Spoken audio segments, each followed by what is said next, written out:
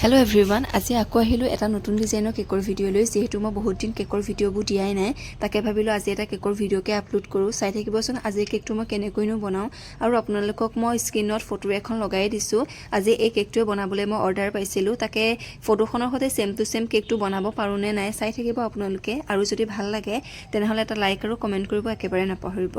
আৰু এনেকুৱা ধৰণৰ কেকৰ অৰ্ডাৰবোৰ আহিলে মই বহুত বেছিয়ে ভাল পাওঁ কাৰণ কেকবোৰ বনাবলৈ বহুত সহজ হয় আৰু বহুত কম সময়ৰ ভিতৰতে এনে ধৰণৰ কেকবোৰ বনাই দিব পাৰি ষ্টিকাৰ আৰু বলছবোৰ লগাই দিলে হৈ যায় আৰু এনে ধৰণৰ কেকবোৰ বনালে দেখিও বাৰু ভাল লাগে